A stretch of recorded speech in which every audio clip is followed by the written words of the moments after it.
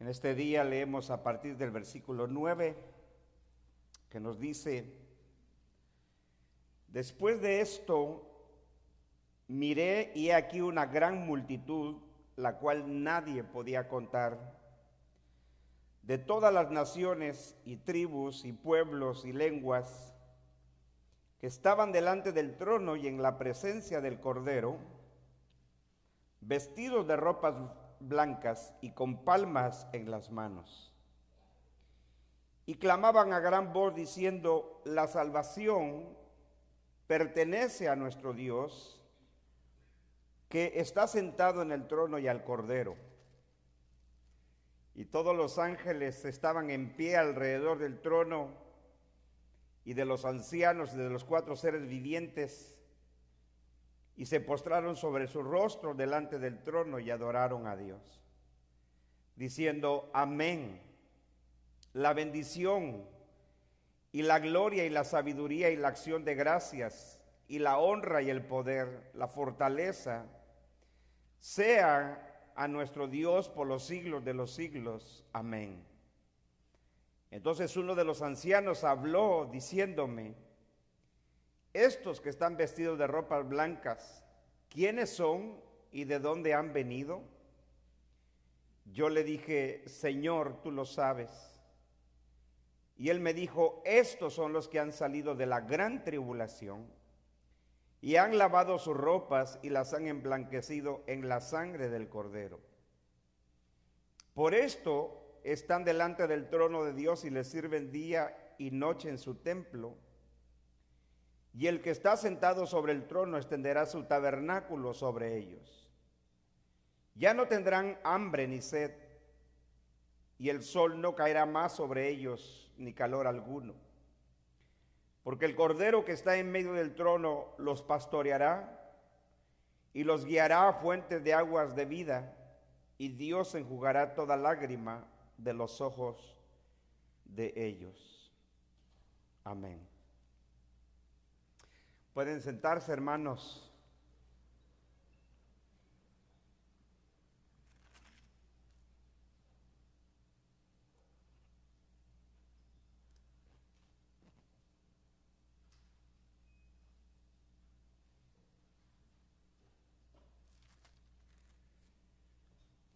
Como observamos en este capítulo 7, el capítulo 7 hace una especie como de paréntesis en relación al desatar el sexto sello del séptimo. Es decir, que el capítulo 7 es como un lapso de tiempo que hay entre el sexto sello y el séptimo sello, porque el séptimo sello lo tenemos al inicio del capítulo 8 y que da apertura al juicio de las 7 trompetas. De manera que este capítulo 7 es un paréntesis donde encontramos nosotros la protección, el sellamiento o el ser sellados del pueblo de Dios. Por eso es de que cuando Juan relata los eventos del sexto sello, vimos que 4 ángeles, Juan ve 4 ángeles de pie en los 4 extremos de la tierra, que dice que detenían los 4 vientos para que no soplase viento alguno sobre la tierra, ni sobre el mar, ni sobre ningún árbol. Dice: hasta que hayamos sellado a los siervos en sus frentes, a los siervos de nuestro Dios. Entonces Juan dice que él y yo oí el número de los sellados, dice 144,000 de todas las tribus de los hijos de Israel. Entonces, lo que tenemos en el capítulo 7 es los 2 grupos que forman la totalidad del pueblo de Dios. Por un lado tenemos los 144,000 que dijimos que es un número simbólico, no es de que exactamente son 144,000 y 12,000 de cada tribu, como Juan lo expresa, sino que es un número simbólico y que lo que está hablando es de la totalidad o del remanente, porque es el remanente de los judíos salvos durante el periodo de el primer siglo, que es cuando estos sucesos se dan. Por eso es de que dijimos que este sellamiento de estos 144,000 y del pueblo de Dios que aquí está representado, representaba el hecho de que Dios, nuestro Señor, habría de protegerlos de que a ellos, es decir, a estos 144,000 que es el remanente de los judíos salvos, es decir, la iglesia judía salvada en el primer siglo antes de que vinieran estos juicios. Esos 144,000 entonces representa la iglesia judía, porque la iglesia del nuevo pacto comienza como la iglesia en Israel, en Judea. Entonces, este sellamiento habla de la pertenencia de ellos al Señor y que ellos habrían de ser protegidos, no sacados, no arrebatados, sino que protegidos, porque a ellos no les afectarían estos juicios que estaban por caer sobre los enemigos de Dios, que era la nación de Israel, en cumplimiento de las palabras del Señor. Entonces, ahora lo que nosotros tenemos enseguida es una gran multitud, dice el versículo 9, para que usted lo observe. Después de esto, dice Juan, ¿después de qué? Después de ver el ser sellados, los 144,000 de las 12 tribus de los hijos de Israel, ahora Juan ve otro grupo en la visión. Recuerde que es una visión, él está teniendo una visión, una segunda visión que nos está relatando en este libro. Dice, después de esto miré, y he aquí una gran multitud, la cual nadie podía contar, de todas las naciones y tribus y pueblos y lenguas, que estaban delante del trono y en la presencia del Cordero, vestido de ropas blancas y con palmas en las manos. Entonces, note el contraste.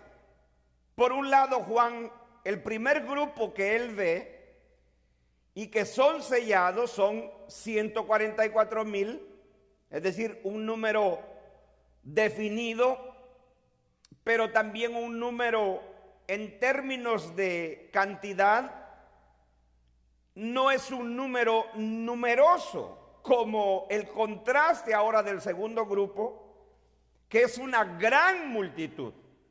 Note que no se da un número específico de esta multitud, sino que simplemente se dice una gran multitud. Después de esto miré una gran multitud.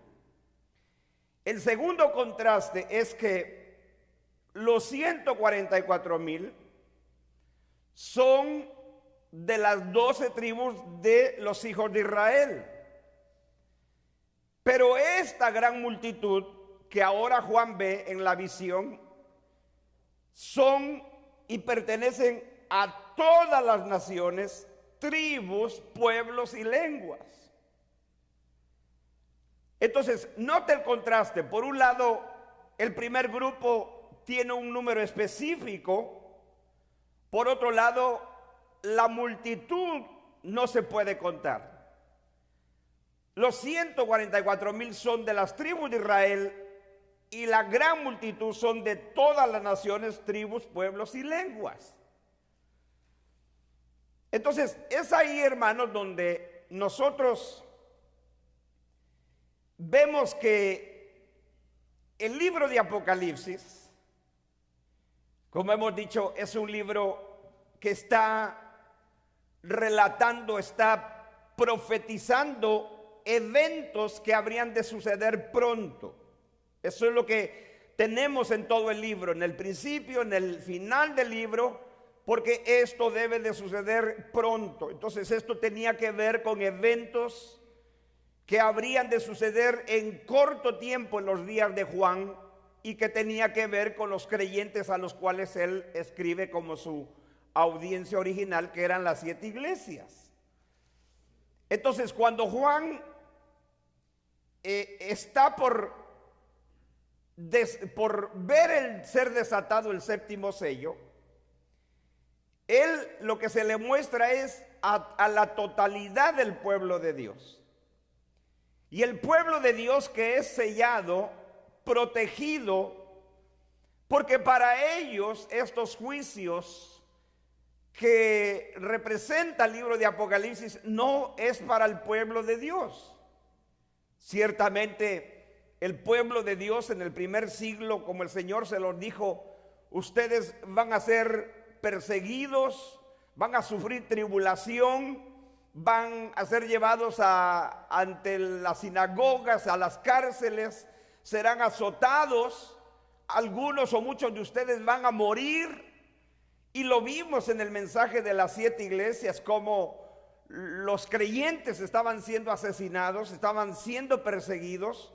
Ya Juan, cuando él mismo se presenta a la iglesia en este libro, él se presentó como Juan, vuestro hermano y compañero vuestro en la tribulación y en el testimonio de Jesucristo. Entonces, la iglesia en este periodo se encuentra ya en persecuciones, las cuales el Señor llamó tribulaciones, porque en el griego no hay diferencia.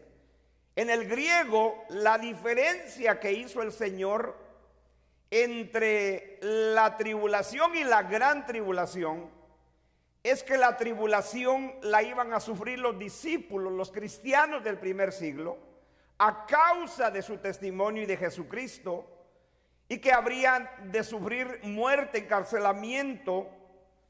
Pero la gran tribulación la distinguió el Señor en su enseñanza sobre estos juicios, diciendo que esa gran tribulación sería para el pueblo de Israel.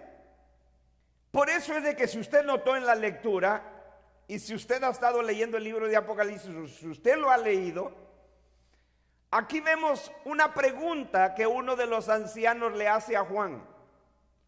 Le dice a él, versículo 13, entonces uno de los ancianos habló diciéndome, estos que están vestidos de ropas blancas, es decir, esta multitud que Juan está viendo, de todas las naciones, pueblos, lenguas y tribus. Uno de los ancianos de los 24 que están alrededor del trono le dice, estos que están vestidos de ropas blancas, ¿quiénes son y de dónde han venido? Y Juan en el versículo 14 dice, yo le dije, Señor, ¿tú lo sabes? Él me dijo, estos son los que han salido de la gran tribulación y han lavado sus ropas y las han emblanquecido en la sangre del Cordero. Entonces, note que este grupo, esta gran multitud, se le pregunta a Juan, ¿quiénes son estos y de dónde han venido? Y Juan, lógicamente, como un hombre honesto que era, le dice, yo no lo sé, porque eso es lo mejor cuando uno no sabe algo. El que es honesto dice, no lo sé. Pero el que no es honesto y no sabe la información que se le está preguntando, esa persona simplemente dice, inventa o dice algo que no es cierto, porque no es honesto. Pero Juan era un hombre honesto, y él, en lugar de inventar algo y decir, bueno, yo creo que estos son tal cosa, por eso es lo que le hemos dicho, hermano, que uno no debe de tomar esa actitud arrogante de creer que lo sabemos todo. O yo no comparto el evangelio con la gente porque yo no sé mucho. No, es que nunca vas a saberlo todo. Pero eso no te excusa para decir, yo me recuerdo recién yo convertido, que un periodista en década de los 90 le hizo una pregunta al gran predicador, al predicador más famoso que había, que era Billy Graham, y le hizo una pregunta y Billy Graham con toda humildad le dijo, ¿sabe qué? No lo sé, no tengo la respuesta. Eso es honestidad, porque no lo sabemos todo.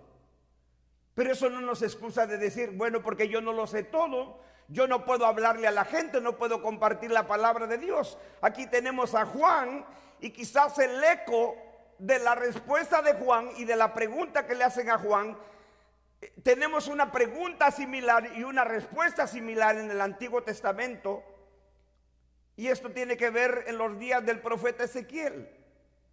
Ezequiel es llevado por el Señor en visión a presenciar un valle de huesos secos, de huesos, de cadáveres, de humanos. Y cuando Ezequiel ve los huesos secos, le hacen una pregunta y le dicen, Ezequiel, ¿vivirán estos huesos secos? Y Ezequiel responde igual que Juan, Señor, tú lo sabes. Yo no lo sé, tú lo sabes. Entonces aquí tenemos nosotros a Juan respondiendo cuando le dicen, ¿quiénes son estos vestidos de ropas blancas y de dónde han venido? Y él dice, no lo sé, Señor. Entonces le dan la respuesta y le dicen, estos son los que han salido de la gran tribulación y han lavado sus ropas y las han emblanquecido en la sangre del Cordero. Entonces note que este grupo, incluyendo estos 144,000, la totalidad del pueblo de Dios, son sellados para ser protegidos de no ellos recibir estos juicios, pero ellos mismos salen de este terrible periodo que se llama la gran tribulación. Pero antes de entender ese asunto de la gran tribulación, porque usted ya sabe que en nuestros días y en la postura futurista, la gran tribulación venidera para ellos en el futuro es el gran evento del mundo, es el gran suceso de juicio contra el mundo. Entonces, lógicamente que en la postura futurista, los 144,000, por ejemplo, los 144,000 sellados en la postura de los testigos de Jehová, esta secta muy conocida, son 144,000 testigos de Jehová. Ellos son los que llaman ellos los ungidos. Por eso un testigo de Jehová que se convirtió al evangelio hace décadas, que era uno de los líderes más altos en la organización de los testigos de Jehová, de la Watchtower Organization, él escribió un libro de cómo se convirtió él al evangelio y le puso, parece a su libro, los 143,999, porque él se restó, ¿verdad? Entonces, los testigos de Jehová dicen que los 144,000 son 144,000 testigos de Jehová, que ellos le llaman los ungidos, y que son los únicos que van a ir al cielo y que van al cielo. Que el resto de los testigos de Jehová que no pertenecen a los 144,000 son los que reinarán en la tierra. Pero esa es la idea de los testigos de Jehová. Y es equivocada. Por otro lado está la idea futurista dentro de las iglesias evangélicas que dicen que estos 144,000 son judíos. Ellos sí aceptan que son judíos, pero que estos judíos son literalmente 144,000 judíos que son predicadores, y como lo dicen muchos futuristas, dicen que estos 144,000 son 144,000 judíos al nivel de Billy Graham, que van a ser 144,000 evangelistas que van a predicar durante el periodo de la gran tribulación Por eso los futuristas dicen que esta gran multitud son los salvos durante el periodo de la gran tribulación, y que dicen los futuristas que el periodo de la gran tribulación, escuche bien esto, es el periodo de salvación más grande de la historia de la iglesia. En otras palabras, el futurista dice que el avivamiento y la conversión del mayor número de gente en todo el mundo va a ser salva durante el periodo de la gran tribulación que ellos esperan. En otras palabras, los futuristas dicen que van a ser más personas salvas durante la gran tribulación, que ellos esperan, que es futura para ellos, que los que han sido salvos en toda la historia de la humanidad. ¿Qué le parece? Porque precisamente ellos interpretan que esta gran multitud son los que son salvos durante el periodo de la gran tribulación, y que son salvos por la predicación de estos 144,000 predicadores judíos que predican el evangelio en todo el mundo. Por eso usted oye locos predicadores modernos y gente que ha dicho, al igual que los locos de los testigos de Jehová, que ellos van a ser uno de los 144,000. Usted ha oído locuras de gente loca que dice que no, yo voy a ser uno de los 144,000, o yo soy uno de los 2 testigos del Apocalipsis. Locuras como esas, de tontos como esos. Pero estos 144,000, ya vimos, son los salvos de las 12 tribus de Israel, que representa el remanente salvo por gracia, que Pablo habla en Romanos 9 y Romanos 11. Por eso es de que cuando el Señor Jesucristo vino, explicamos que el Señor dijo, yo no he venido sino a las ovejas perdidas de la casa de Israel.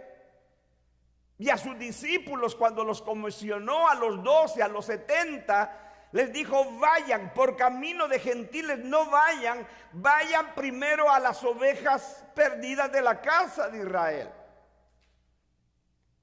Pero llegó un momento en el plan redentor de Dios que ahora el evangelio y la salvación se extendía a todas las naciones de la tierra.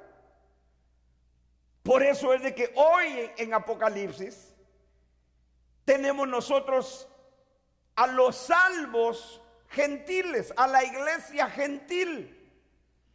La iglesia judía está representada por los 144,000, la gran multitud vestidas con ropas blancas de toda nación, pueblo, lengua y tribu, son la iglesia gentil que vino a formar parte del pueblo de Dios del pacto. Entonces,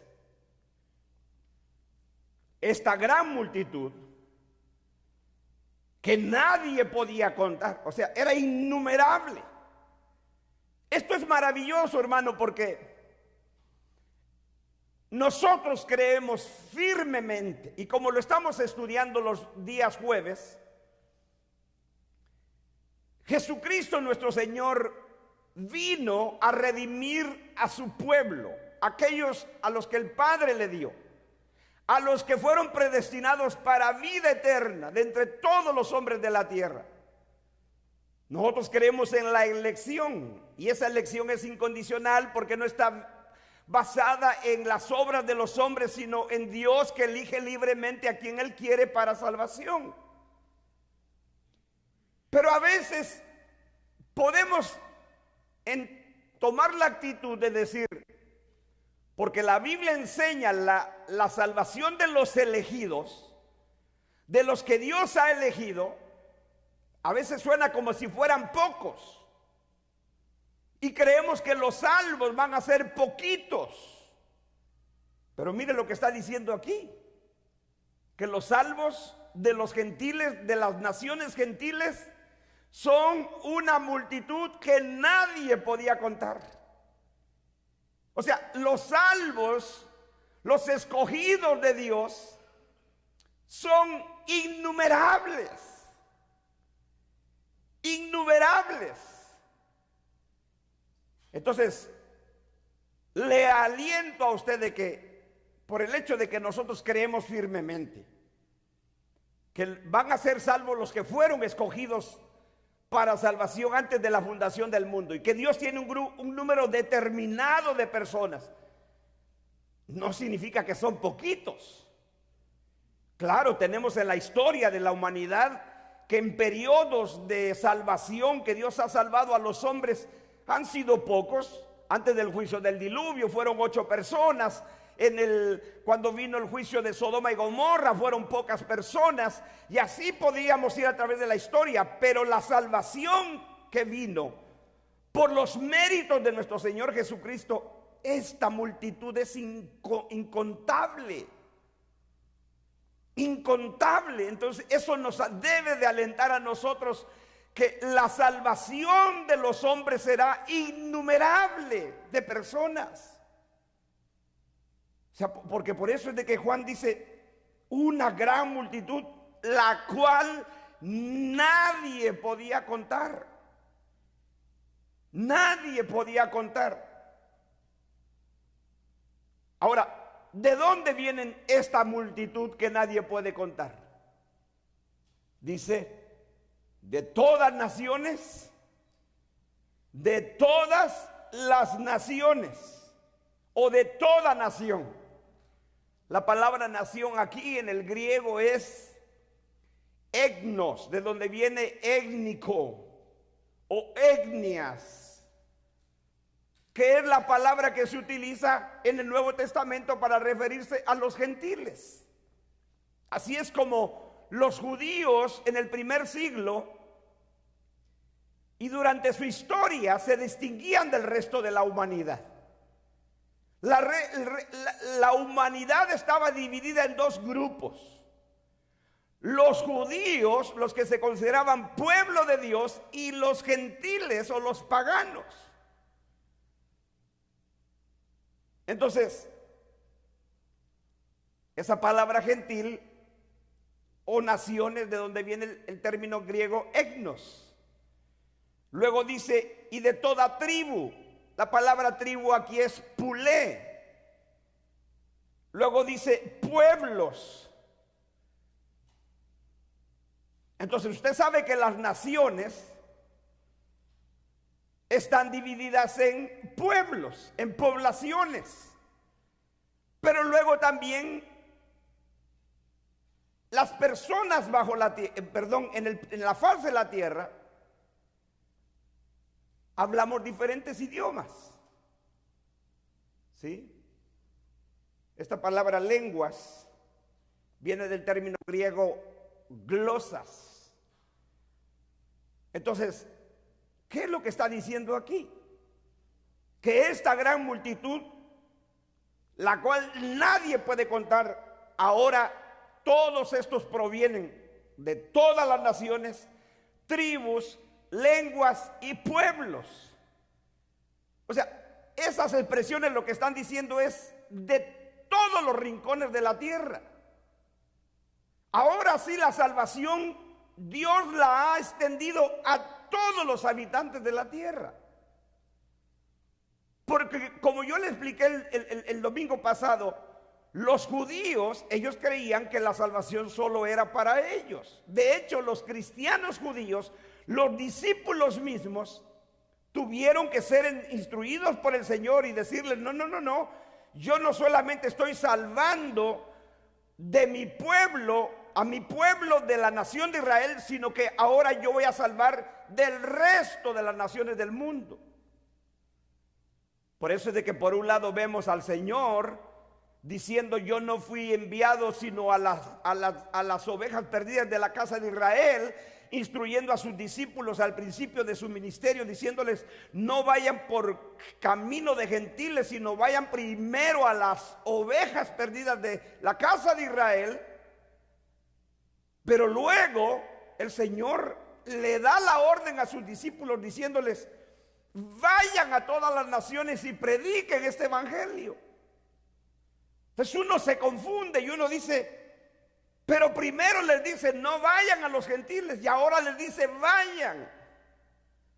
¿Por qué? Porque ese era el plan redentor de Dios, que en el plan redentor de Dios, los primeros que tenían que oír, a los primeros que se les tenía que anunciar, porque Dios se proponía salvar primero al remanente del pueblo de Israel, Dios entonces envió la palabra de Dios a ellos primero, y luego iba a ser extendido a todas las naciones de la tierra.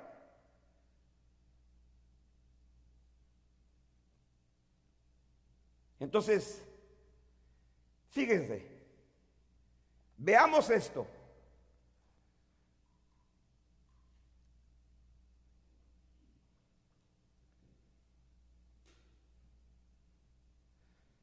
Vaya conmigo al libro de los Hechos de los Apóstoles. Vamos a ver esta transición. Cómo es de que el Señor había planeado en su plan redentor, en su soberanía. El mismo Señor Jesús dijo, porque la salvación viene de los judíos. El mismo Señor fue un judío de nacimiento. Entonces, en el plan redentor de Dios, primero se le habría de anunciar el evangelio al pueblo de Israel. Pero luego ese anuncio del evangelio debería ser extendido a todo el mundo, a todas las naciones. Y eso es lo que estamos viendo en la gran multitud que Juan ve en visión, de todas las naciones, de toda tribu, de todo pueblo y de toda lengua. Entonces, en el capítulo 13 del libro de los Hechos, si usted me acompaña ahí, por favor, usted va a ver que claramente nos lo dice, y eso está en completa armonía con la orden del Señor a los discípulos. Primero, Él mismo dice, yo no he venido sino a la casa de los hijos de Israel, les decía, a las ovejas perdidas. Y a sus discípulos les dice, vayan, no vayan por camino de los gentiles, sino vayan primero. No está diciendo que los gentiles no iban a ser salvos. No, vayan primero. Y eso es lo que Pablo ahora dice aquí en el libro de los Hechos. Se los dice a los judíos. Capítulo 13, ¿lo tienen? Capítulo 13. Pablo, en su viaje misionero le acompañaba Bernabé. Ellos salen como misioneros de la iglesia de Antioquía, ordenados por la iglesia. Dice que llegan, versículo 13, habiendo zarpado de Pafos, Pablo y sus compañeros arribaron a Perge de Panfilia, pero Juan, que también era Marcos, apartándose de ellos, volvió a Jerusalén. Ellos, pasando de Perge, llegaron a Antioquía de Pisidia y entraron en la sinagoga en el día de reposo y se sentaron. Entonces Pablo y su equipo llegan a esta ciudad llamada Antioquía de Pisidia. No es la misma Antioquía de donde habían salido en el inicio del capítulo 13, pero dice que van a la sinagoga en esta ciudad de Antioquía de Pisidia. Entonces ellos entran en el día de reposo, dice, y se sentaron. Recuerde que Pablo y tanto Bernabé, ellos eran judíos, por lo tanto tenían acceso a la sinagoga. Ahora, versículo 42, no vamos a leer todo el capítulo, dice, cuando salieron ellos de la sinagoga, es decir, Pablo y Bernabé, dice, cuando salieron ellos de la sinagoga de los judíos, los gentiles, es decir, los no judíos, sino las personas de aquella región, de aquella ciudad, los gentiles les rogaron que el siguiente día de reposo les hablasen de estas cosas. ¿Cuáles cosas? Del evangelio. Ve cómo los gentiles ellos quieren oír y los judíos rechazan el evangelio. Ahora, versículo 43. Y despedida la congregación, muchos de los judíos y de los prosélitos, un prosélito era un gentil convertido al judaísmo, no al cristianismo, sino al judaísmo. Eso es lo que ellos llamaban un prosélito. Dice, muchos de los judíos y de los prosélitos piadosos siguieron a Pablo y a Bernabé, quienes hablando les persuadían a que perseverasen en la gracia de Dios. Es decir, que estos se convierten al Señor. Algunos judíos y algunos prosélitos se convierten al Señor y siguen a Pablo y a Bernabé, y ellos les enseñan a que permanezcan en la gracia de Dios. Ya no era bajo las obras de la ley, sino en la gracia de Dios que el hombre es salvo. Ellos creyeron el evangelio de la gracia. Verso 43. Pero viendo los judíos la muchedumbre, es decir, mucha gente estaba convirtiéndose. Pero viendo los judíos la muchedumbre, se llenaron de celos y rebatían lo que Pablo decía, contradiciendo y blasfemando. Entonces Pablo y Bernabé, hablando con denuedo, es decir, con valor, dijeron: a vosotros. ¿A quién se están dirigiendo Pablo y Bernabé? ¿Quiénes están rebatiendo lo que Pablo y Bernabé dicen? ¿Quiénes se pusieron celosos por la multitud de gentiles que se está convirtiendo? Los judíos. Entonces, ¿qué les dice Pablo? A vosotros, le dice a los judíos, a la verdad era necesario que se os hablase primero la palabra de Dios. Mas puesto que la desecháis y no os juzgáis dignos de la vida eterna, he aquí nos volvemos o nos vamos a predicarle a los gentiles. ¿Qué les dice Pablo? A ustedes era necesario predicarles la palabra de Dios primero. ¿Sí? En perfecta armonía las palabras del Señor Jesús. Vayan primero a las ovejas perdidas de la casa de Israel. ¿Lo entiende, hermano? ¿Lo comprende? Ve qué hermosa es la palabra de Dios. Pero entonces cuando ellos desechan la palabra de Dios, Pablo, aquí ocurre algo muy significativo. Que en el ministerio de Pablo, ahora Pablo se va a los gentiles. A partir de este momento, Pablo es el misionero a los gentiles. Él mismo así se llama en sus cartas. Pablo, predicador, apóstol a los gentiles, maestro a los gentiles. ¿Por qué? Porque llegó el momento en el plan redentor de Dios a alcanzar al mundo entero. Y como dijimos en el estudio del jueves, no significa cada ser humano del mundo, del planeta Tierra, sino a personas de todas las naciones. Pero ahora el evangelio iba a extenderse por todas partes. Y dice el versículo 47, porque así nos ha mandado el Señor. Entonces Pablo dice, esto es una orden del Señor. Porque así nos ha mandado el Señor diciendo, te he puesto para luz de los gentiles, a fin de que seas para salvación hasta lo último de la tierra. ¿Y sabe qué es lo que hace Pablo? Él está citando el cumplimiento de las palabras ¿de quién? Del profeta Isaías, donde Dios ya había prometido que él habría de salvar a los gentiles. ¿Sí? Isaías 42, verso 6, eso es lo que él está citando. 42, 6. Este capítulo está hablando del siervo de Jehová, que es nuestro Señor Jesucristo. Cuando tú comparas todas las características que se dice aquí de el siervo de Jehová, son las características que se le atribuyen a nuestro Señor Jesucristo en el Nuevo Testamento. Verso 1 dice, aquí mi siervo, y yo lo sostendré, mi escogido, en quien mi alma tiene contentamiento. ¿Se recuerda de estas palabras? Cuando nuestro Señor Jesucristo es bautizado, una voz del cielo dice, este es mi hijo amado en quien estoy complacido, o quien mi alma tiene contentamiento. En la transfiguración, donde el Señor se transfigura delante de sus discípulos, otra voz del cielo dice: este es mi hijo amado en quien estoy complacido, a él escuchen. Y por eso en la transfiguración dice Pedro que se aparecen Elías y Moisés, y Pedro dice: Señor, hagamos 3 enramadas. Es decir, es una ilustración de cuando el Señor, la voz del cielo viene, les dice: en él, a él escuchen, es decir, a mi hijo. Ya no la ley y los profetas, ahora él es a quien ustedes deben de escuchar. ¿Sí?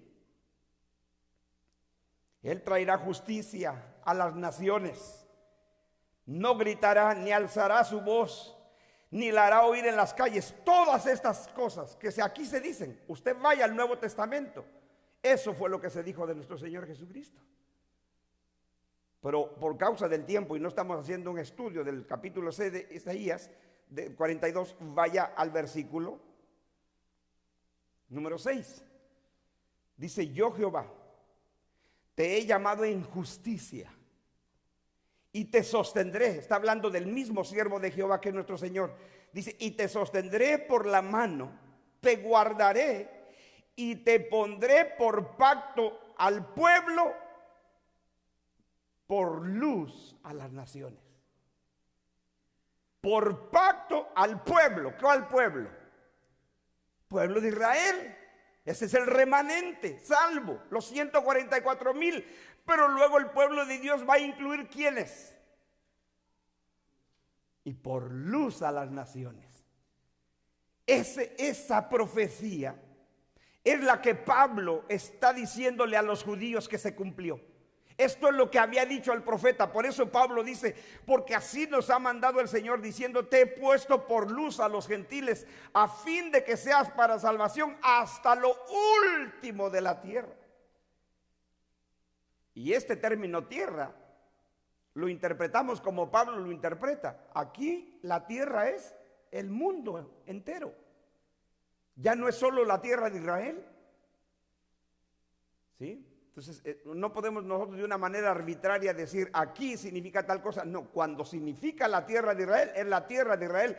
Cuando es la tierra a nivel del mundo, aquí es lo que Pablo está diciendo, porque el contexto es que lo que Dios dijo a través de Isaías es de que la salvación llegaría a los gentiles.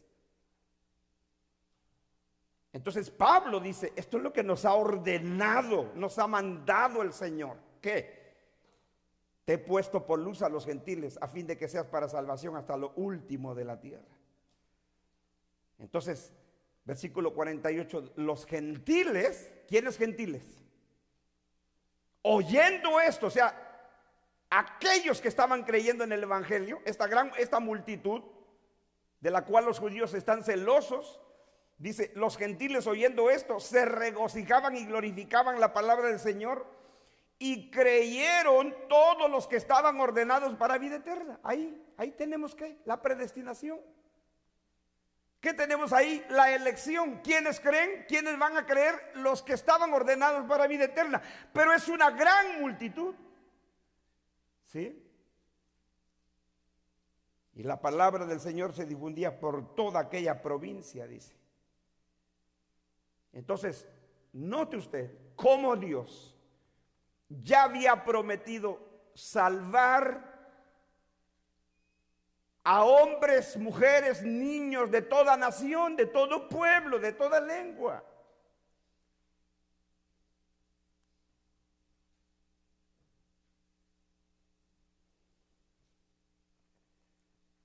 Note lo que dice Hechos 26.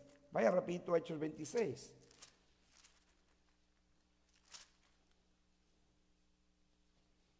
Aquí en el contexto del capítulo 26, Pablo está relatando, está compartiendo su conversión a este rey Agripa. Y Pablo está diciéndole cómo el Señor lo salvó. Está contando su experiencia del camino a Damasco, cómo él es derribado a tierra. El Señor le habla y le ordena Entonces dice Pablo, aquí está relatando a Agripa su conversión, dice, pero levántate y ponte sobre tus pies porque para esto he aparecido a ti, para ponerte por ministro, es decir, el Señor lo estaba llamando al ministerio, y testigo de las cosas que has visto y de aquellas en que me apareceré a ti, librándote de tu pueblo. ¿Cuál era el pueblo de Pablo? Pueblo judío, pueblo de Israel.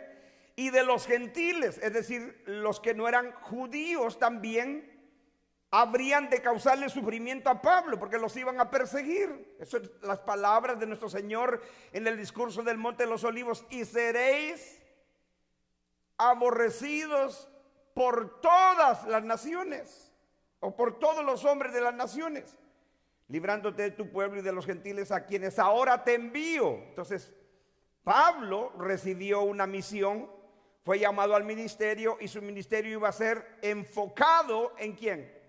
En los gentiles. Eso es lo que el Señor le dijo, y es lo que Pablo le está contando aquí al rey Agripa.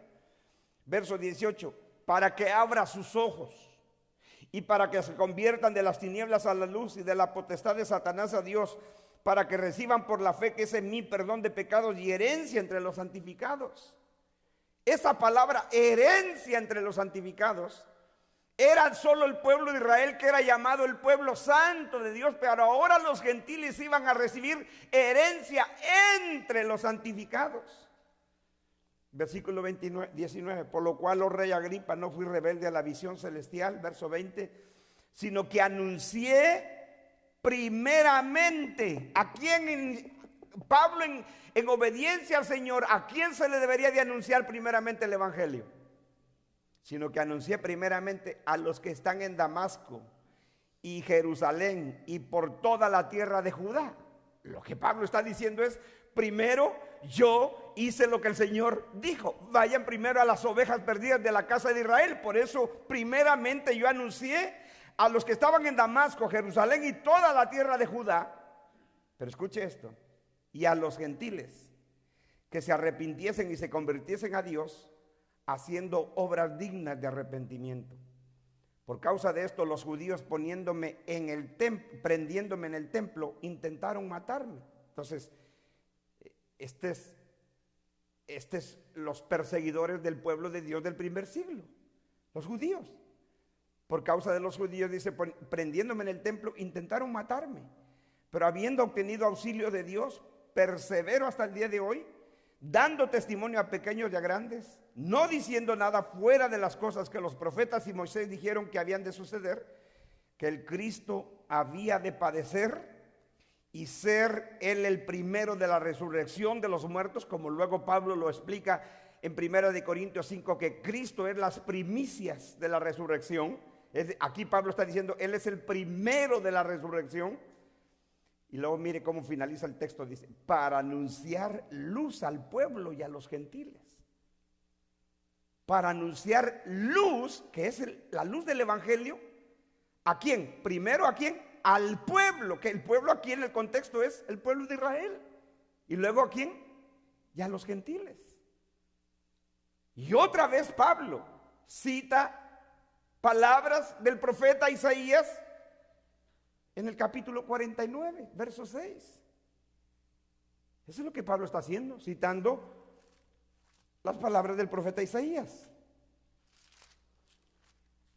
Se lo leo rapidito, si usted quiere búsquelo, si puede buscarlo rápido. 49:6 dice, ahora pues, dice Jehová, el que me formó desde el vientre para ser su siervo, para hacer volver a él a Jacob, y para congregarle a Israel, porque estimados serán los ojos de Jehová, el Dios mío será mi fortaleza. Dice, poco es para mí que tú seas. Entonces, esta profecía otra vez está hablando de nuestro Señor Jesucristo, del siervo de Jehová, y dice, poco es para mí.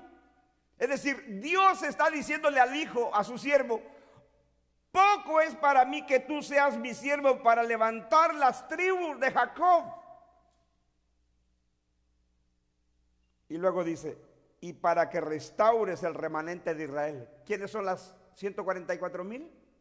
de las 12 tribus de Israel, que Jacob se le cambió el nombre a Israel. Y para restaurar al remanente de Israel. Eso es lo que vemos en los 144,000. Pero Dios le dice al hijo, poco es para mí eso. Entonces, ¿qué voy a hacer? Voy a llevar esta salvación a todas las naciones. No solo a los hijos de Jacob, no solo a los remanentes de Israel, dice, sino que también te di por luz de las naciones para que seas mi salvación hasta lo postrero de la tierra. ¿Sí?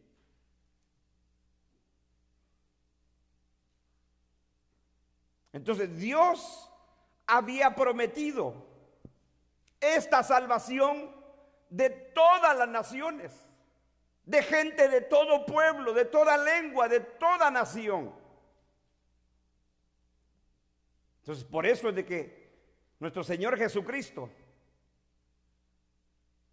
¿cuándo es que el Señor ordena que ahora la predicación a sus discípulos, a los discípulos judíos, que fue la iglesia del principio? ¿Cuándo es que el Señor les ordena ir a todas las naciones? Cuando primero les había dicho, no vayan a las naciones, no vayan a los gentiles, vayan primero a las ovejas perdidas de la casa de Israel. Y como Pablo dice en el libro de los Hechos 13 y 26, era necesario que primero a ustedes se les anunciara. Pero ¿cuándo es que el Señor da la orden de que ahora el evangelio se le predique a todo el mundo y a todas las naciones? ¿Cuándo? ¿Cuándo? ¿Alguien sabe? Sí, pero estoy de acuerdo, pero ¿en qué momento del ministerio del Señor? Exactamente. Después de haber muerto y resucitado, ahora Jesús dice, toda potestad me es dada en el cielo y en la tierra. Por tanto, id y predicad el evangelio a todas las naciones. Mateo 28, 19. ¿Sí?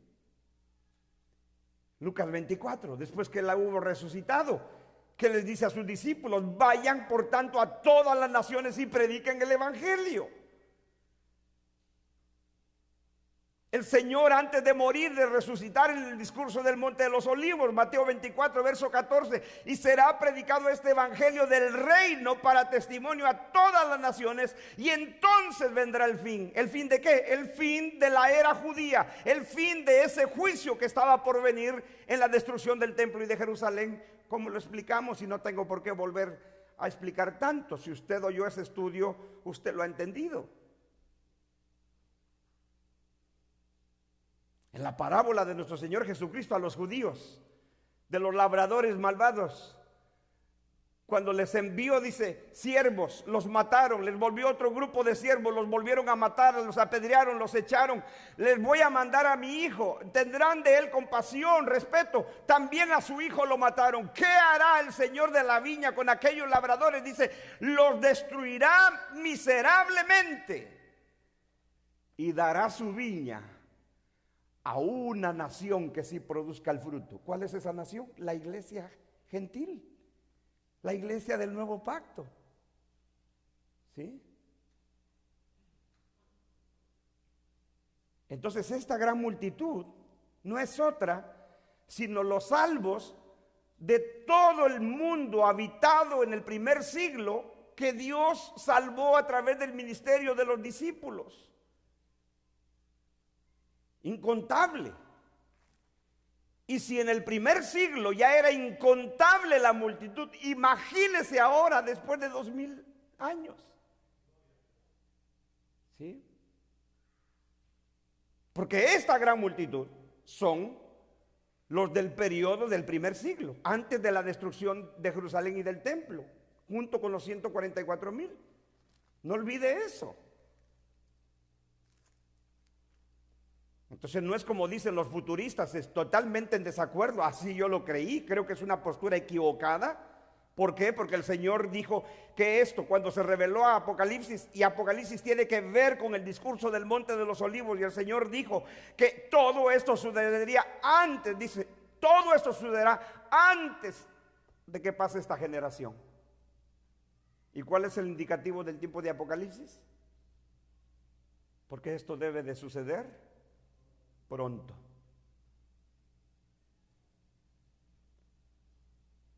Pronto. Y no solo por el indicativo del tiempo, todo lo que aquí estamos viendo son eventos que la iglesia del primer siglo sabe, conoce. Juan le escribe, su audiencia son las 7 iglesias de Asia Menor. No olvide eso. Y esa es la gran tragedia de la interpretación futurística, que olvida la audiencia. Y creo que es uno de los peores errores que se puede cometer en la hermenéutica bíblica, olvidar la audiencia original.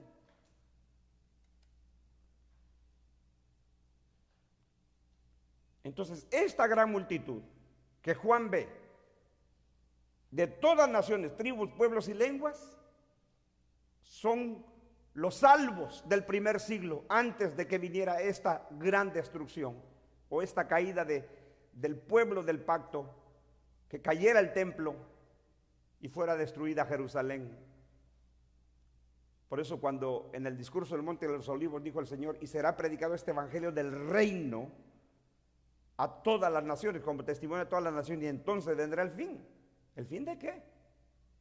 El futurista inmediatamente, donde quiera que ve el término el fin, cree que está hablando del fin del mundo. Es erróneo, equivocadísimo, porque el Señor está hablando del fin de qué. ¿A qué estaba respondiendo? A la pregunta de los discípulos: dinos cuándo sucederán estas cosas y qué señal habrá cuando estas cosas hayan de suceder. No pasará esta generación hasta que todo esto se cumpla.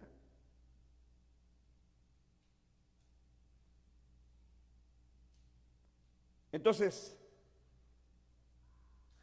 esta multitud es la iglesia gentil del primer siglo. Innumerable ya, innumerable. Entonces, una vez más le repito, por un lado, como dice un comentarista, preterista, porque yo ya no leo los comentaristas futuristas, porque ya sé lo que creen, porque así lo creí yo. Dice uno de ellos, así que desde un punto de vista, el pueblo de Dios está definitivamente numerado, no falta ninguno de los elegidos, porque es calvinista también. Y desde otro punto de vista, dice, la iglesia es innumerable, una gran multitud que nadie podía contar.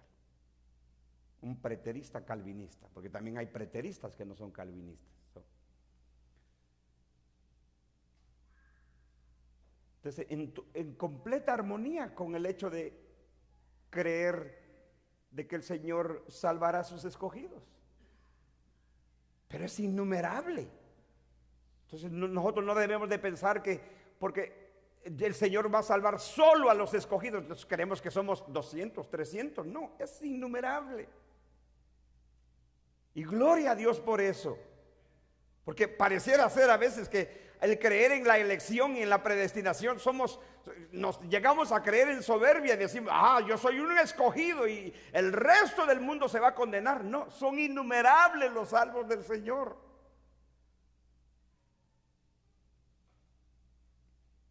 Pero eso no significa que la elección y la predestinación no es bíblica y que Dios no tiene un número exacto de escogidos, por los cuales Pablo decía, todo esto lo soporto por amor a los escogidos para que también ellos alcancen la salvación. Pero los escogidos están por todo el mundo. Eso es lo que explicamos el jueves, de lo que significa que Jesús murió por todo el mundo y que no solamente, dice Juan, Él es la propiciación por nuestros pecados, sino por los de todo el mundo, porque ahora el evangelio está extendido a todo el mundo, porque Dios así se lo había prometido al mismo Abraham, cuando le dio la promesa, de ti yo voy a hacer una gran nación, pero también en la misma promesa decía, en ti serán benditas todas las naciones de la tierra. Génesis 12, versículo, ¿quiere leerlo? Yo sé que sí. Dice, bueno, pues ya que nos queda, ¿no?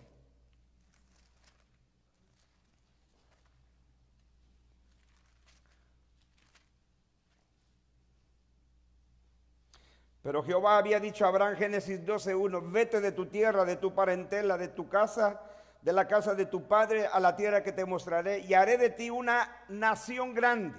Esa es la promesa de que de él iba a nacer una nación grande, el pueblo de Israel. Dice, y te bendeciré, y engrandeceré tu nombre, y serás bendición.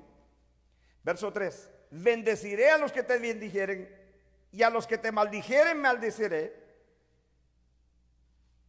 Pero fíjese, la promesa de la bendición de Abraham que iba a alcanzar al mundo entero, dice, y serán benditas en ti todas las familias de la tierra.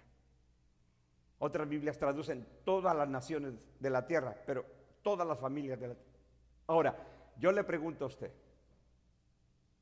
¿todas las familias de la tierra son salvas? ¿Cada familia? No, ahí tenemos un claro ejemplo de que no siempre todo o todas en la Biblia significa todos los seres humanos.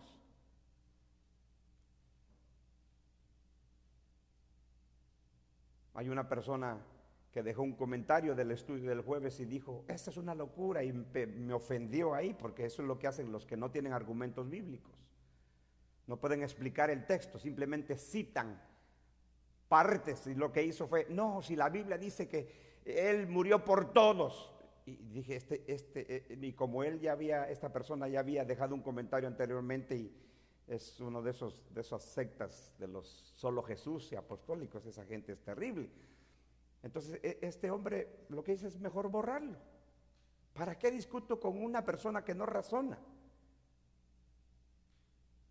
Entonces ellos creen que donde quiera que dice todo, él no pudo contradecir ningún texto de los que estudiamos el jueves. Yo esperaba eso. No, pero la Biblia dice que hay todos y todos. No oyó el mensaje completo. Esa es la gente que oye lo que le conviene y lo que no le conviene no lo oye. Y dijimos en el mensaje del jueves, hoy vamos a estudiar los textos que hablan sobre el mundo, sobre los que Jesús murió por el mundo, y luego la próxima semana vamos a estudiar los textos que dicen que murió por todos. ¿Sí es así o no es así? Pero eso es lo que la gente no entiende. Entonces aquí tenemos una prueba de que todas las familias de la tierra, no era cada familia. No me diga usted que toda su familia, toda mi familia y toda su familia y cada familia del mundo va a ser salva. Ese es universalismo.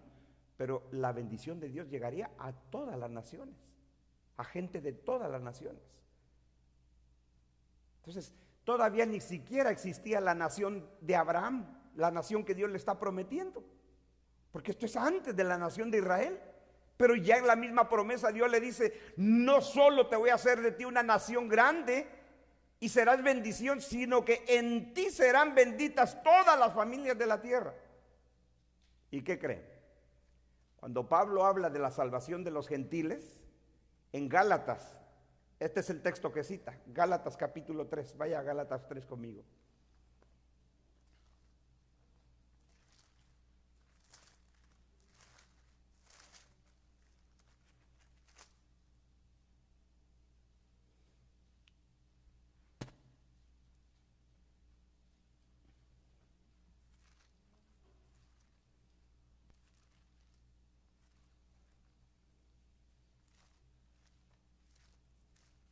Gálatas 3.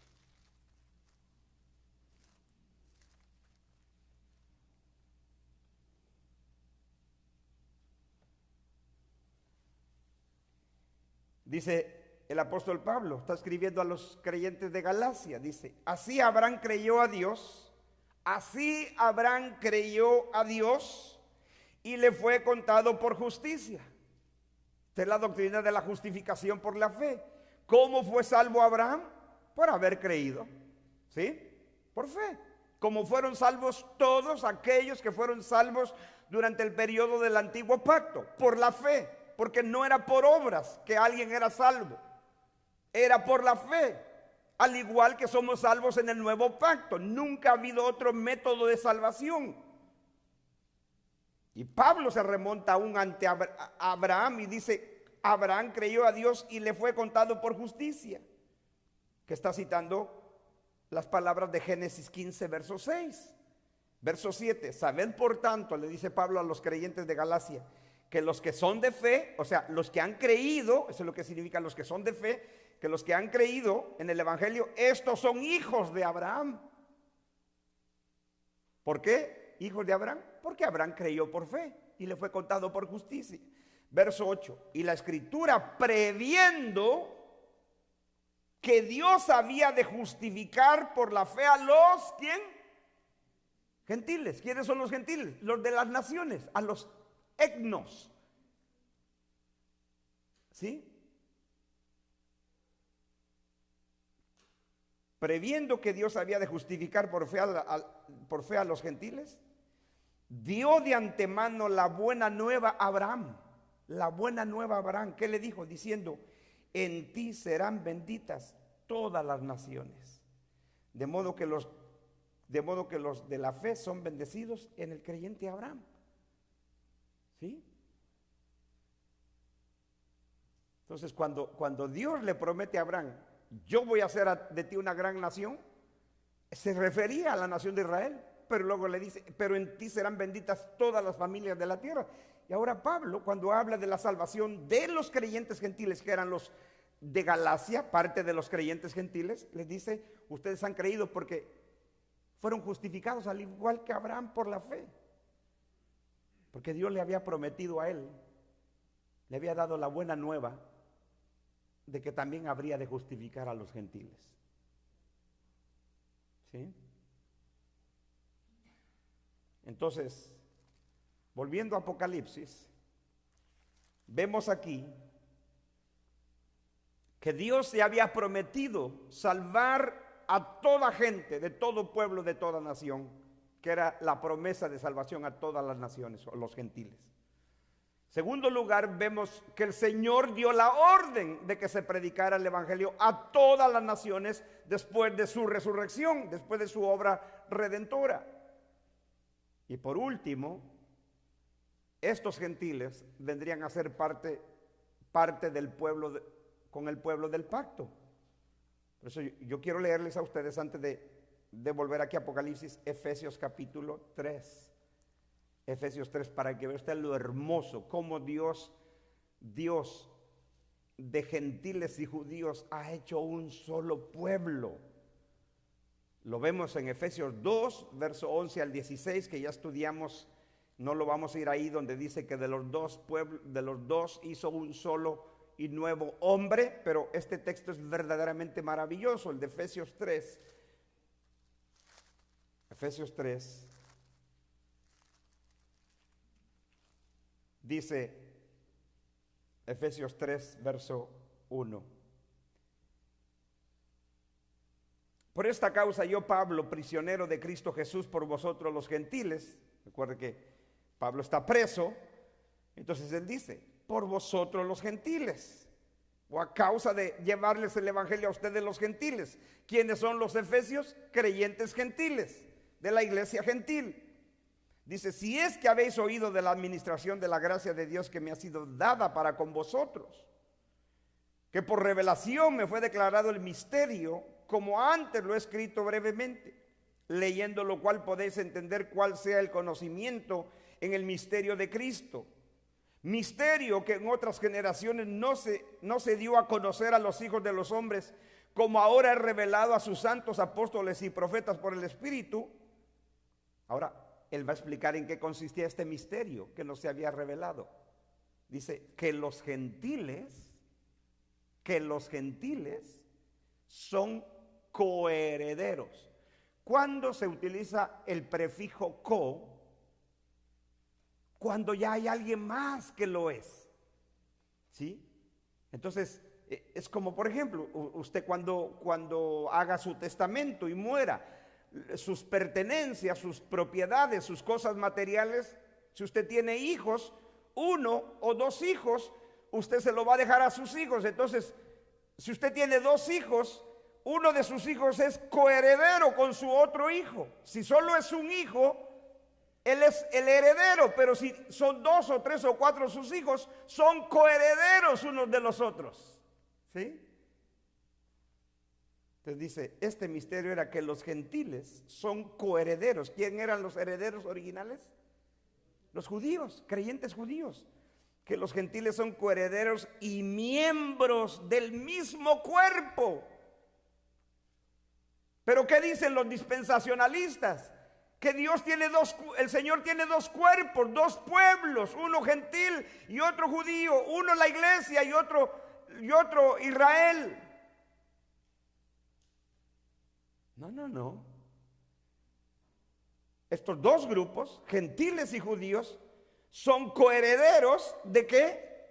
Y miembros del mismo, no de los dos cuerpos, de dos cuerpos, del mismo cuerpo y copartícipes de la promesa en Cristo Jesús por medio del Evangelio. ¿Sí? Ya nada nos distingue a judíos y gentiles. Lo único que nos distingue es la nacionalidad. Pero todas las promesas que eran para ellos vinieron a ser parte de la iglesia gentil también, para formar el mismo cuerpo. Somos coherederos. Y como Pablo, cuando le dan la orden de llevar el evangelio en Hechos 26, ya ve que él dijo, para que abra sus ojos, para que se conviertan de la luz de las tinieblas a la luz de la potestad de Satanás al reino de su Hijo, y para que sean copartícipes de los santos o de los santificados. Entonces, ¿qué tenemos en Apocalipsis 7? La totalidad del pueblo de Dios. Porque en Apocalipsis lo que tenemos es en diferentes figuras e imágenes representado el pueblo de Dios. Así como los 24 ancianos representan la iglesia compuesta por todo el pueblo de Dios, judío y gentil, en Apocalipsis 7 tenemos a los salvos de los judíos y de los gentiles durante ese periodo de terribles persecuciones y del juicio que vendría sobre Jerusalén. Lo que aquí se está hablando es de su protección. Por eso, ahora Apocalipsis dice, parece que apenas vamos en el verso 1, pero vamos a leerlo rapidito. Después de esto miré, dice aquí una gran multitud, de la cual nadie podía contar, de todas naciones, pueblos, tribus y lenguas, que estaban delante del trono y en la presencia del Cordero. ¿Dónde están ellos? Delante del trono, es decir, delante de Dios y delante de la presencia del Cordero, de su Salvador, nuestro Señor Jesucristo. ¿Cómo están? Con vestiduras blancas. ¿Qué son las vestiduras blancas? Ya lo explicamos en este libro. Las vestiduras blancas es un simbolismo de la justicia imputada por la obra de Cristo, la justificación por la fe. Están limpios de sus pecados, eso es lo que significa vestiduras blancas. Y luego dice, y con palmas en las manos. Es la única vez que en el libro de Apocalipsis tenemos una referencia a que el pueblo de Dios tiene palmas en sus manos. De hecho, esta expresión de palmas en sus manos, esto viene de un evento único en la historia de Israel. En San Juan capítulo 10, no vamos a ir ahí, tenemos que el Señor asistió a la fiesta de la dedicación, dice Juan. ¿Verdad que sí? Pero ¿cuál era la fiesta de la dedicación? No era la Pascua, no era ninguna otra fiesta. La fiesta de la dedicación, ¿sabe cuál era? Una fiesta que empezaron a celebrar los judíos después de que en el cuarto siglo antes de Cristo hubo un periodo terrible en la historia de Israel cuando un hombre llamado Judas Macabeo lideró a un grupo de judíos que pelearon contra un malvado hombre llamado Antíoco Epífanes. Antíoco Epífanes hizo lo similar a lo que haría el ejército romano liderado por Tito en la destrucción del templo y de Jerusalén en el año 70. Por eso es de que el Señor la comparó, ese evento de Antíoco Epífanes cuando llegó al templo en Jerusalén, y dicen que este hombre sacrificó un cerdo, un animal inmundo en el templo. Entonces eso es lo que en el libro de Daniel se le llama la abominación desoladora en el lugar santo, porque se hizo algo en el lugar santo que no se debería de hacer. Entonces Lo mismo los romanos, liderados por Tito, en la destrucción del templo de Jerusalén, lo que hicieron es destruir, hacer una masacre de sacerdotes y de judíos en el templo en Jerusalén en el año 70. Entonces Judas Macabeo lideró, peleó contra este ejército de Antíoco Epífanes, y entonces a partir de ese tiempo los judíos empezaron a celebrar una fiesta llamada la dedicación, que hoy los judíos le llaman la famosa fiesta del Hanukkah. ¿Sí? Ellos, en lugar de celebrar la Navidad, celebran Hanukkah. Pero eso es lo que ellos estaban haciendo, celebrar la liberación de ese periodo terrible de los días de Judas Macabeo. Entonces, a partir de ahí celebraron esta fiesta de la dedicación. Entonces, lo que los judíos hacían era de que tomaban palmas en sus manos y cantaban con instrumentos. Entonces, esa es la referencia aquí de que tienen palmas en sus manos. Porque ahora la liberación no la realiza Judas Macabeo, sino Cristo, el Cordero de Dios. Y por él es que están delante del trono y delante del Cordero, vestidos de ropas blancas y con palmas en sus manos. Verso 10. Y clamaban a gran voz diciendo, ¿qué es lo que ellos claman a gran voz? Dice, la salvación. ¿Por qué levantan sus voces delante de Dios? Por la salvación tan grande, como Pablo escribe a los filipenses. Esta salvación tan grande. Dice, la salvación pertenece a nuestro Dios. ¿A quién pertenece? ¿Qué dice el Antiguo Testamento? La salvación es del Señor. ¿Qué decimos los calvinistas? La salvación es del Señor, porque Él es el autor y el consumador de la fe. La salvación pertenece a nuestro Dios, que está sentado en el trono, y al Cordero. Verso 11. Y todos los ángeles, mire cómo se unen los ángeles a esta gran multitud en alabanza por la salvación. Y todos los ángeles estaban en pie alrededor del trono y de los ancianos y de los 4 seres vivientes, y se postraron sobre sus rostros delante del trono y adoraron a Dios. Es decir, que la actitud de los ángeles, la actitud de los ancianos, la actitud de los seres vivientes que vimos en el capítulo 4 y 5 es de postrarse delante del trono. ¿Por qué? Porque Dios es el único que recibe la alabanza por la salvación recibida por esta multitud y por los 144,000, diciendo amén. Ellos lo único que hacen es decir amén, así es, a la adoración de esta multitud que dice la salvación pertenece a nuestro Dios y al Cordero. Ellos simplemente responden amén y dicen la bendición, la gloria, la sabiduría, la acción de gracia, la honra y el poder, la fortaleza sea nuestro Dios por los siglos de los siglos. Amén. Ahora, en el versículo 13 vemos aquí la pregunta que se le hace a Juan, una similar a la de Ezequiel. Ezequiel, ¿vivirán estos huesos secos? Ezequiel dice, Señor, tú lo sabes. Una similar a la que se le hizo a Juan cuando no hubo nadie digno, ni en el cielo ni en la tierra, que pudiese desatar el libro y de abrir sus sellos. Se le dijo, no llores, Juan.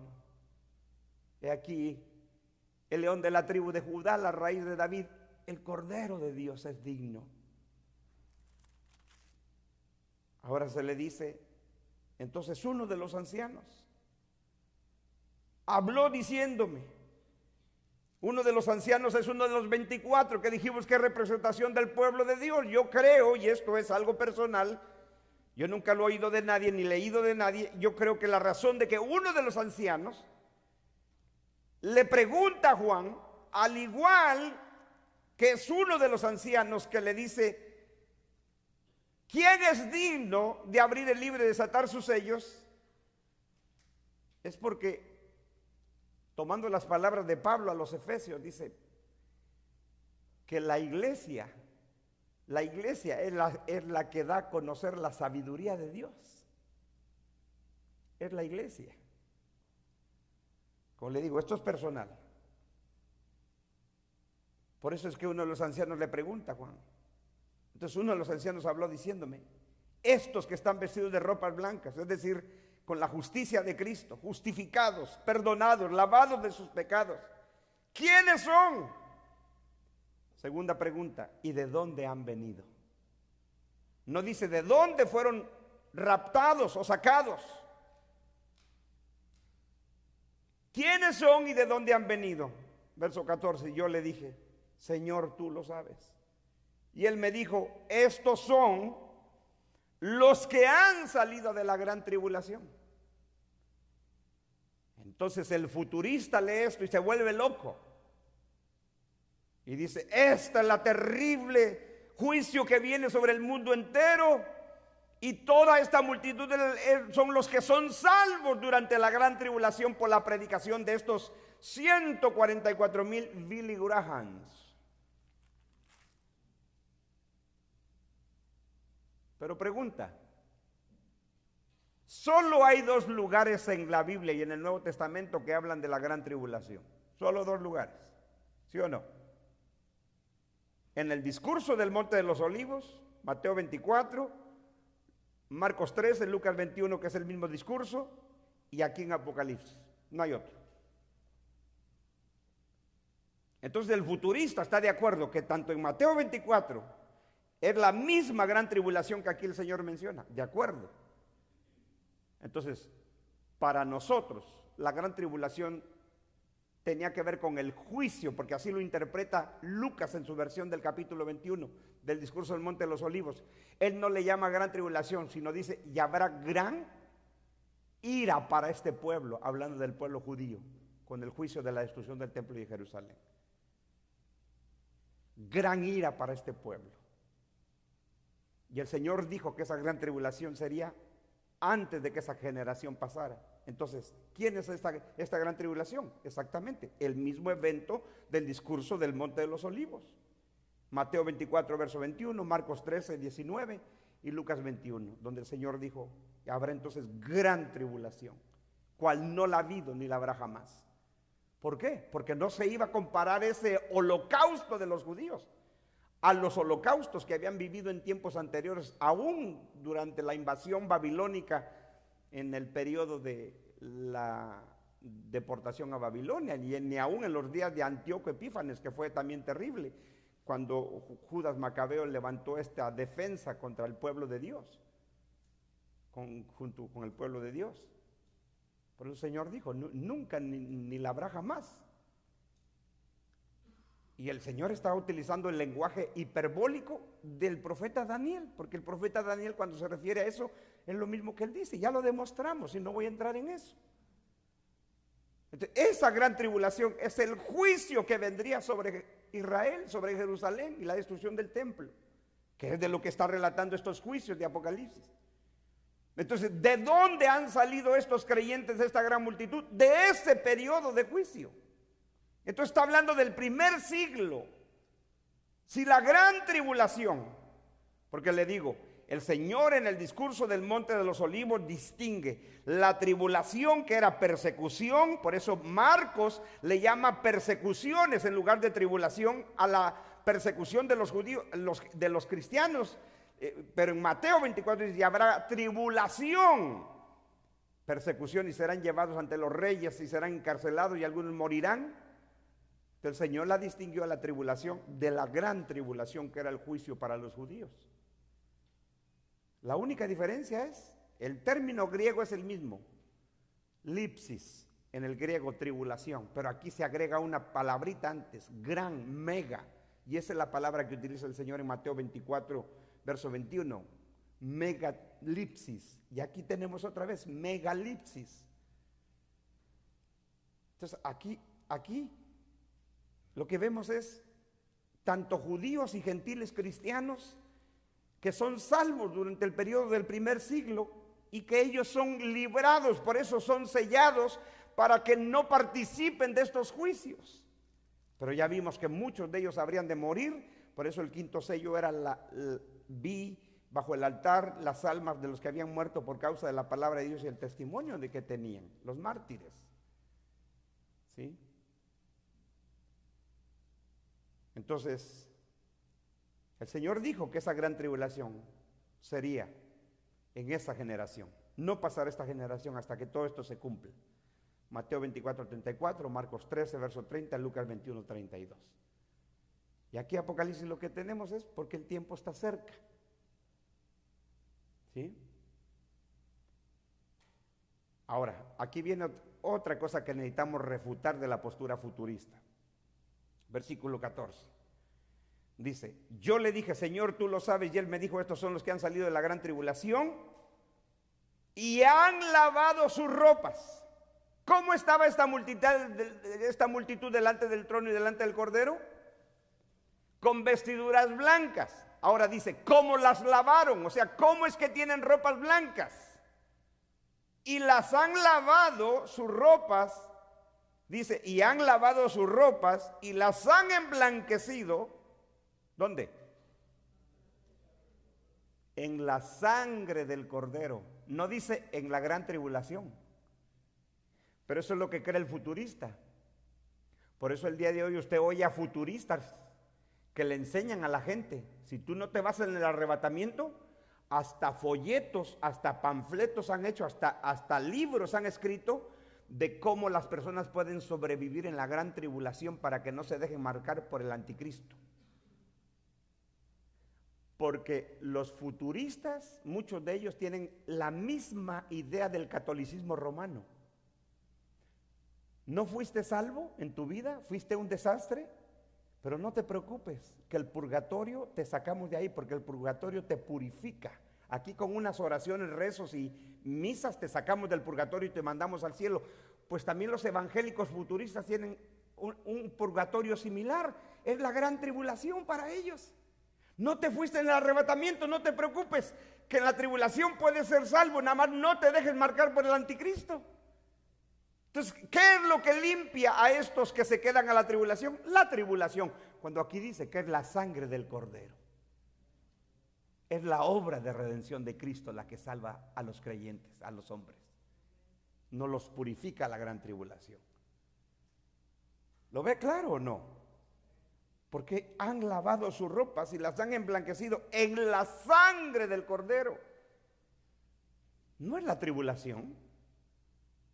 Además, como esto es la gran tribulación, lo que está diciendo es que estos, Dios los va a guardar, y eso fue lo que ocurrió. Por eso el Señor en la versión de Lucas les dijo, ni un cabello de vuestra cabeza perecerá.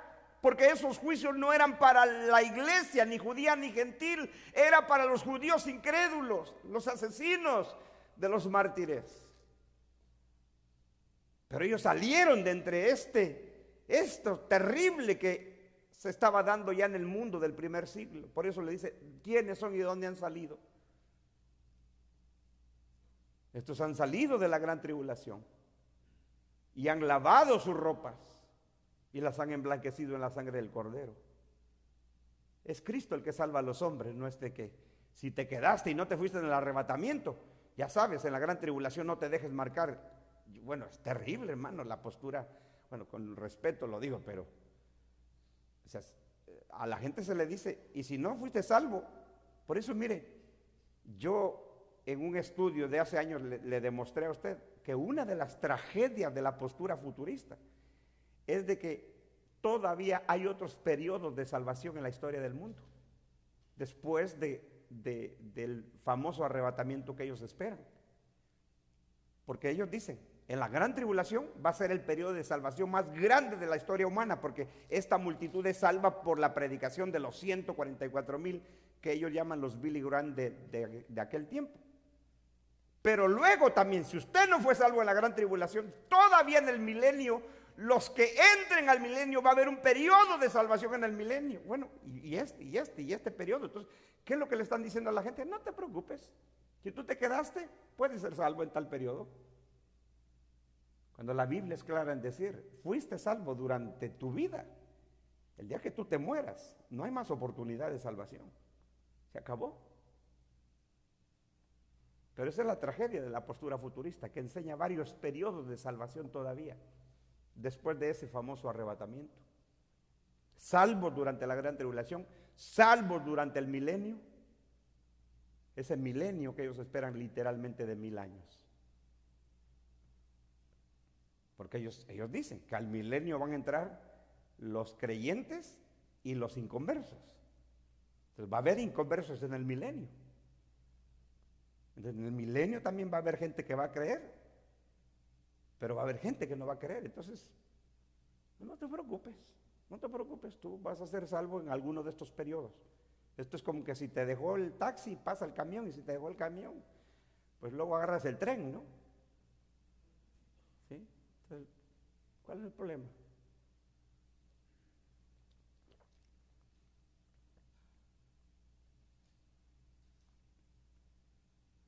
Y el versículo 15 es remachante, dice. ¿Por esto qué? Porque han lavado sus ropas y las han emblanquecido en la sangre del Cordero. Por eso están delante del trono de Dios y le sirven día y noche en su templo, y el que está sentado sobre el trono extenderá su tabernáculo sobre ellos. ¿Por qué el creyente tiene acceso a la presencia y al mismo trono de Dios? Porque lavó sus ropas en la sangre del Cordero. Por eso, dice, están delante del trono y sirven de día y de noche en su templo. Aquí, por primera vez, encontramos el término templo en el libro de Apocalipsis. Y este templo ya no es el templo en Israel. Ese va a caer en el capítulo 13, que es donde relata el capítulo 13, el capítulo 11, la destrucción del templo, donde es entregado a los romanos, a los gentiles. Pero este templo es el templo de Dios en el cielo. Por eso dice, por eso están delante del trono de Dios. Y le sirven de día y de noche en su templo. Ya no hay salida, nadie puede ser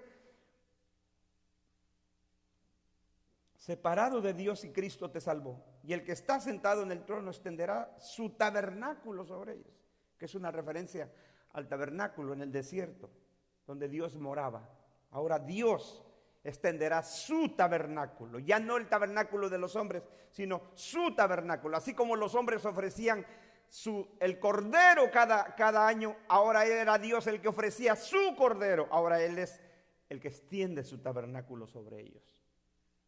Ya no tendrán hambre ni sed, y el sol no caerá más sobre ellos, ni calor alguno, porque el cordero que está en medio del trono los pastoreará y los guiará a fuentes de aguas de vida, y Dios enjugará toda lágrima de los ojos de ellos. Esta es la promesa de todas las bendiciones que vienen por haber sido lavadas las ropas, es decir, de nuestros pecados en la sangre del Cordero. ¿Sí? Esta es la felicidad total. Y todo lo que está haciendo Juan es citando profecías del Antiguo Testamento donde Dios se había hablado. Isaías 49:10, cuando habla de que no tendrán hambre ni sed, ni el sol caerá más sobre ellos, ni calor alguno. Y luego, porque el Cordero que está en medio del trono los pastoreará, los guiará a fuentes de aguas de vida, Dios enjugará toda lágrima de ellos. Está citando Isaías 25:8. ¿Sí? Esas promesas que Dios había dado en el Antiguo Testamento ahora son cumplidas. Ahora lo que usted debe de notar aquí es que esta gran multitud ya están disfrutando de esas bendiciones, de que ya no tienen sed ni hambre y que el sol no caerá más sobre ellos.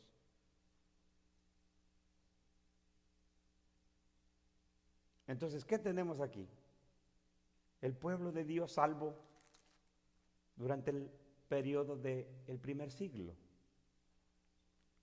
¿Y qué tiene que ver con nosotros? Sí, porque las promesas son las mismas. Si usted fue lavado con la sangre del Cordero, usted tiene las mismas promesas. Las promesas que eran para Israel, para el pueblo del pacto, vinieron a ser nuestras.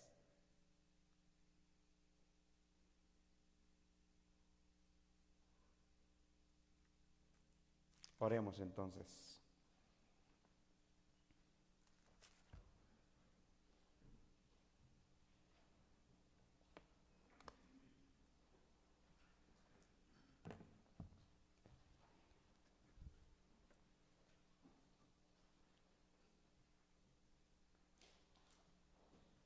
Oh Dios bendito,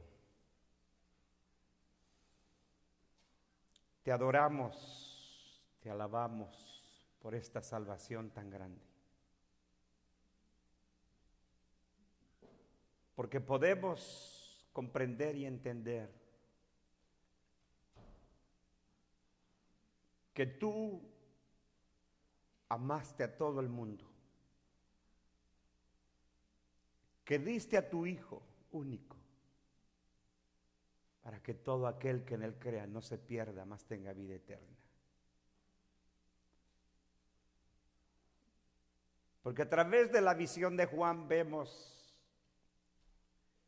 el remanente redimido del pueblo de Israel, la iglesia judía del primer siglo. Pero vemos en la visión esta gran multitud que nadie podía contar. Eso, Señor, nos llena de alegría. Y que no nos llenemos de soberbia, como Pablo advierte a los gentiles en Romanos 11.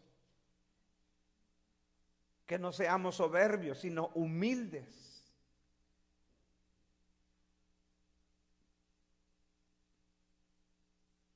Porque la transgresión de Israel fue la riqueza del mundo.